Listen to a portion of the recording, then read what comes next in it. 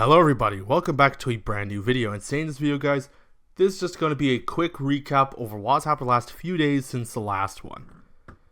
But before we get into the video guys, if you're new to the channel and you want to see more content like this, please subscribe, turn notifications, like the video, and if you have an X account, do follow me on there, as I am fairly active on there, for the most part.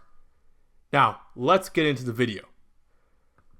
So, since the last video, I did make my predictions about how I think that Poilievre pivoting on issues like immigration is going to help in his favor.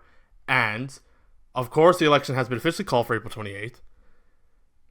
And I do think Carney is probably going to have a bit of a disaster because he is low energy, he can't debate properly, and his French is terrible. Which, I mean, this is the first article that proves it, in which Carney dropped out of the first debate, allegedly for the reasons he didn't want to pay 75 grand. Then the next day we learn that no, it's because the Green Party wasn't invited. Of all reasons. Of the two.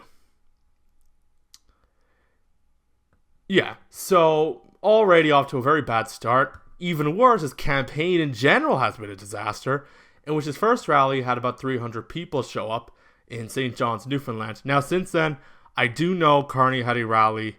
I have no clue where it was because, to be honest, I'm not really following his campaign that much.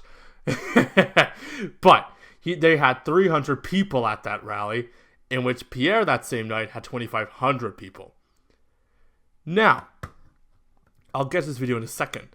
Since then, the night after, Pierre had another rally. Oh yeah, back to the Toronto rally for a quick second. So, there was so many people showing up to this rally that people had to be turned away because the venue couldn't handle all the people showing up. Now, Pierre had another rally in Hamilton, which had 4,500 people show up there. And in news that came out today, that because of Poilievre pivoting on the issue of immigration, actually starting to go on mass deportations and all that, here's Premier Legault endorsing him. First, I'm very happy about what Mr. Poilievre said last night. He said that he's ready to transfer us selection of temporary workers, the PMI program. So it's a huge gain for Quebec. I hope other leaders will do the same. First, I'm very happy.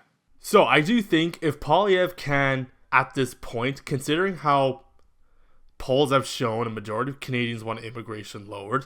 In fact, polls have shown like 77% or so want it, or 70% or so want it lowered. So this is not a bad idea for Poilievre to make immigration the top issue of this election, because this could really polarize things and shift things in his favor. Now, I know the polls right now are still having Mark Carney in the lead, which they're going to, as I did say. I wouldn't expect too much in the first week or so. I'd expect things to get around debate times, or we'll see what other scandals about Carney comes out. I mean, in fairness, the thing is, I don't think enough people know about Carney, which is why he's calling the election now.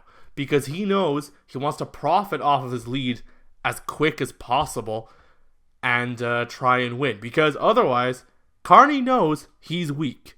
And he knows that if he doesn't profit off this now, he's probably going to do...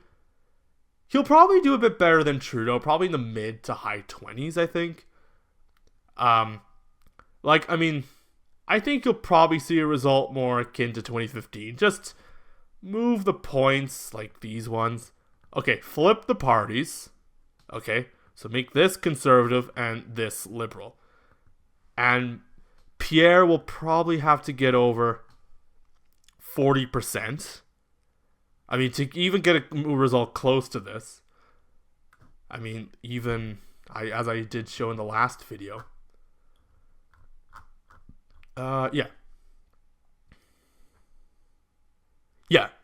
Okay, it's actually not that much of a wider margin, actually. Now that I look at it. Just a 42 to 29, which I kind of expect to still happen despite this rise. And I do think the NDP is a bit underestimated here. I don't think. Now, I do know Tom Mulcair, former leader of the NDP, has officially told people not to vote for them. Now, Is there going to be enough NDP voters I'll actually take his word for that? I mean, it might be enough to get the NDP down to like below 15%. I think they'll be below 15, above 10. That's where I think the margin will probably be for them. And the Bloc, I'd probably suspect they'd be... Where are they at now? Yeah, I don't believe the Bloc are currently like in the 20s. I believe when this is all set and done, we'll probably see a result more like this. Or like... over, yeah, kind of like this. I do think. This is my opinion of how I think things could go. And I mean, see, because I know in Quebec, even despite Premier Legault endorsing him, I know, like, I mean, this is probably the best the Tories are going to get in Quebec, to be honest. I don't really see them, because, as I said in the last video, the Bloc are really their equivalent of the Conservatives. But I do see, because if Carney's a bad leader and his French is terrible, because Quebecers are... I mean, listen, this is what happened in 2011 when Michael Ignatieff won his landslide. Sorry, lost his won his land. Oh yeah, he definitely won. I mean, look at Quebec. Like, let's zoom in. Let this load quickly. Let's zoom in on Quebec. Okay, doesn't really matter. But as you can see, look at the map. Look at that. This is Montreal. Look at this. You could barely... You can count on one hand how many Liberal seats there are. And everywhere else is NDP. So yeah, that's been it for me, guys. So if you're new to the channel and you want to see more content like this, as I said before, subscribe, turn on notifications, and of course like the video, and follow me on X if you have an account on there. If you don't, that's fine. But yeah, see you in the next one. Bye now.